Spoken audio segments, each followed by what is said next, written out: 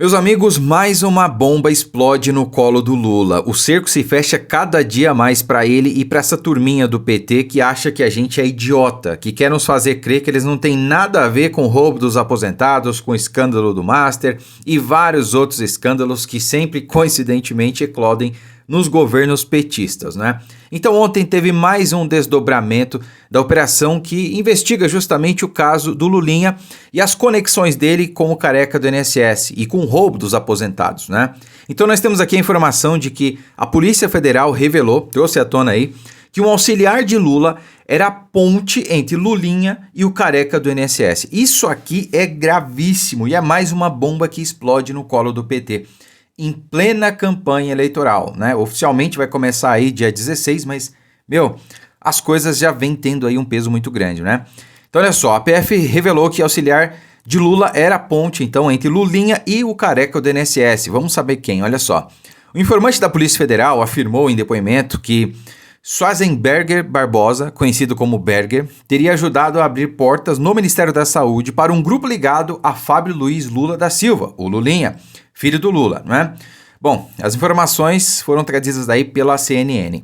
Segundo o relato, Berger e Marco Aurélio Santana Ribeira, o Marcola, ex-chefe de gabinete do Lula, seriam canais de interlocuções de Lulinha, da empresária Roberta Lussinger e do empresário Antônio Carlos Camilo Antunes, o careca do INSS, dentro da pasta, né? Então, eles eram a ligação com o careca do INSS dentro do Ministério da Saúde. Berger atualmente ocupa um cargo no Palácio do Planalto. Então o cara tá mamando ainda na teta lá dos cofres públicos, né? O informante também informou à PF que o careca do INSS teria pago mesadas a Lulinha em troca de acesso a órgãos da área da saúde para comercialização de produtos ligados a canabidiol, né? Canabidiol, rapaz, produtos aí liberados, derivados de maconha, tá? As acusações são baseadas no relato do informante e são negadas pelas defesas de Lulinha, Lussinger e Camilo. Segundo a CNN, o Palácio do Planalto e o Ministério da Saúde foram procurados para comentar o caso, mas, claro, devem ter se recusado. Bom, muita gente agora deve estar se perguntando, né? Mas por que vem alguém a público e denuncia o Lulinha? Esse cara não tem medo, não? Exatamente. Qualquer um que ouse afrontar o PT, que ouse denunciar o PT, corre sério risco, né? Eu sugiro, inclusive, que essas pessoas que ousam desafiar e denunciar as falcatruas do PT não voem de avião, né? Porque no Brasil, sabe como as coisas funcionam, não é? Aqui a gente não pode arriscar muito. De qualquer maneira, é exatamente por isso que eu acho que ele está falando a verdade. Porque que razão teria para alguém colocar a sua vida em risco para denunciar o PT e o Lula, enfim, se realmente não fosse verdade aquilo que ele está denunciando, entende? Esse é o ponto. E as pessoas têm que entender que tudo isso não é coincidência, tudo isso está interligado. A gente teve a informação de que o Lulinha recebia mesada de R$300 mil desde o ano passado, saiu essa informação. Só que naquela época era só história, né? Foi no começo do ano, no final do ano passado, não sei, mas foi mais ou menos nesse período aí. Final do ano passado, começo desse ano, de que o Lulinha recebia R$300 mil de mesada do careca do INSS. Na verdade, isso foi divulgado aí no âmbito da CPMI do INSS, cujo relator, Alfredo Gaspar, nosso atual vice-presidente na chapa com Flávio Bolsonaro, relatou e trabalhou muito bem, inclusive indiciando o Lulinha, né? Então, essa informação aí ganhou robustez nesse período. E agora a gente está vendo aí um informante da PF revelando justamente isso, que o Lulinha recebia uma mesada para poder fazer esse meio de campo aí entre a Roberta Lussinger e o careca do INSS com o Ministério da Saúde. Então ele queria ali realmente facilidades para poder vender esses medicamentos à base de canabidiol, né? Eu me enrolo com essa palavra, eu tenho língua presa, desculpa, para o Ministério da Saúde, ou seja, para o SUS. Então ele queria fornecer aí diretamente e fazer esse meio de campo, né? E claro, o sócio oculto era o filho do rapaz, era o Lulinha, segundo as denúncias e investigação. E aí ele estava, inclusive, fazendo um tráfico de influência, ele é investigado por isso, inclusive, um dos inquéritos, né? E a gente vê que ele não queria facilitar para alguém esse trâmite, ele queria facilitar para ele mesmo, porque segundo outras denúncias e outras investigações dele, que versam sobre ele, o Lulinha é justamente o sócio oculto, né? O filho do rapaz. Ele era também dono desse esquema. Então, meu amigo, só não vê quem não quer. Essa é a realidade. O Brasil está sendo tomado na nossa cara. Estão roubando dinheiro, estão desviando dinheiro público, estão fazendo esquemas obscuros à luz do dia. Se tudo isso aqui for comprovado e mesmo assim tiver gente que vota no Lula, meu amigo, você é cúmplice, você não é vítima. Para dizer o mínimo, eu estou sendo bem brando aqui, tá? Bom, a outra coincidência que eu trago para vocês é a seguinte.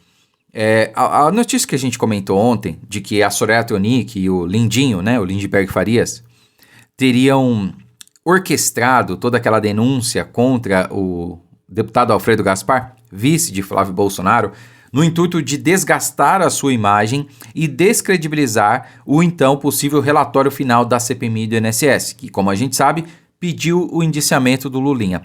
Então, para isso, eles queriam duas coisas. Primeiro, descredibilizar a imagem de Alfredo Gaspar. Qualquer coisa que ele escrevesse no relatório, ia pesar uma denúncia de estupro contra ele. Quem ia dar atenção para a denúncia? Aliás, para o relatório, tendo uma denúncia dessa nas costas? Ninguém, né?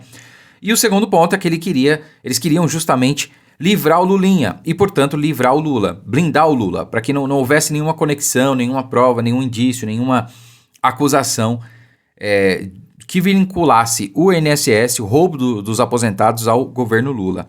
E a denúncia agora é que eles fizeram isso realmente de maneira orquestrada, inventaram aquela acusação, ela nunca aconteceu, e o intuito era justamente colocar a dúvida de que posteriormente a pessoa que veio a público e denunciou sumiu, né? Bom, se alguém vem, te acusa de estupro e essa pessoa some misteriosamente, do nada, quem é o principal suspeito, inclusive, desse segundo suposto crime?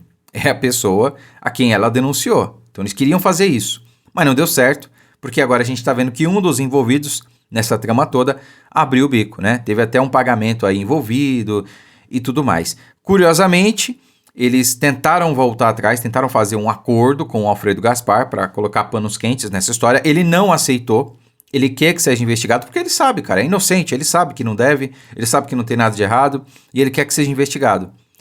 E é estranho, porque você nunca vê essa gente fazendo acusações e depois voltando atrás, querendo fazer acordo e pôr panos quentes na história. Você não vê. Por que eles fizeram isso? Porque eles sabiam que iam falar. Que esse sujeito aí que falou ia abrir o bico, como ele fez. E agora o esquema está sendo exposto. Mas sabe o que é mais interessante? É que veio à tona a informação de que a Soraya Tronic recebeu 65 milhões de reais em emenda logo após fazer essa acusação contra o Alfredo Gaspar. Quer dizer, será que ela foi convidada a fazer aquilo? Será que ela recebeu essa missão? Fez por conta própria? E foi premiada com todas essas emendas em ano eleitoral? Vamos entender aqui, ó.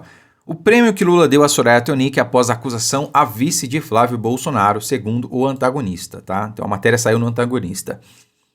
Vale lembrar que na época eles não sabiam que o Alfredo Gaspar seria o vice do Flávio. Então a intenção não era manchar a imagem do vice do Flávio, mas sim do relator da CPMI. Portanto, o alvo era o Lula, no intuito de blindá-lo. Isso precisa ficar muito bem claro, tá? O governo Lula empenhou 65,2 milhões de reais em emendas parlamentares da senadora Soraya Tronic, após a congressista, em conjunto com o deputado Lindbergh Farias, o Lindinho, da Odebrecht, tá? Denunciaram o deputado Alfredo Gaspar à Polícia Federal por suposto estupro de vulnerável e tentativa de ocultação de fatos. 65 milhões de reais. Olha, por isso que uma das minhas bandeiras é justamente acabar com a emenda parlamentar. Eu acho que o orçamento não tem que estar na mão de deputado, de senador, porque senão acontece isso aqui, ó. O deputado misteriosamente muda da água para o vinho, né? Ela era bolsonarista, de repente virou lulista. Pouco tempo depois virou Lula. Lula desde criança. Emenda parlamentar, né? O que dezenas de milhões de reais não fazem com uma pessoa? Tem que acabar a emenda parlamentar. Não tem que ir para a mão de deputado. Desculpe, eu sei que tem muito parlamentar que faz um trabalho bom, que manda dinheiro para suas bases, que manda inclusive verba direcional para coisas boas, mas a gente não pode ter bilhões e bilhões de reais todos os anos sendo despejados de maneira... Eu tenho que até conter minhas palavras aqui, porque não dá, cara, simplesmente não dá. Entende? A Erika Hilton mesmo mandou 1,5 milhão de reais de emendas, né, para uma ONG que ela preside. Parece até piada, mas é verdade.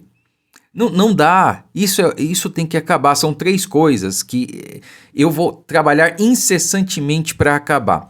São emendas parlamentares, foro privilegiado, foro por prerrogativa de função e a progressão de regime. Eu venho falando que esses são os 3 maiores problemas do Brasil e que se eles acabarem, a gente resolve 90% dos nossos problemas.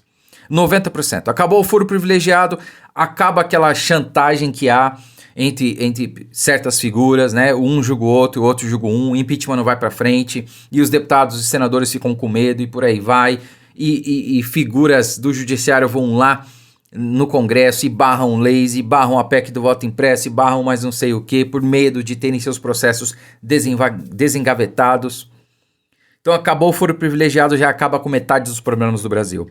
Acabou com a progressão de regime, acaba com mais metade na questão da segurança, porque o cidadão, o bandido, melhor dizendo, sabendo que se ele pegar 10 anos, vai cumprir 10 anos, ele não rouba mais, ele pensa 10 vezes antes de roubar. E a mesma coisa em emenda parlamentar. Acabou a emenda parlamentar para deputado e senador, acaba um monte de falcatrua aí, enfim.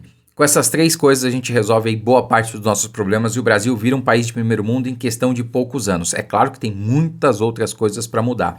Desburocratização, diminuição de impostos, revogação da reforma tributária, aprovada a toque de caixa, enfim, tem tanta coisa, meus amigos, que eu quero trabalhar para revogar e para aprovar. E é por isso que eu peço o apoio de vocês para deputado federal aqui por São Paulo, né?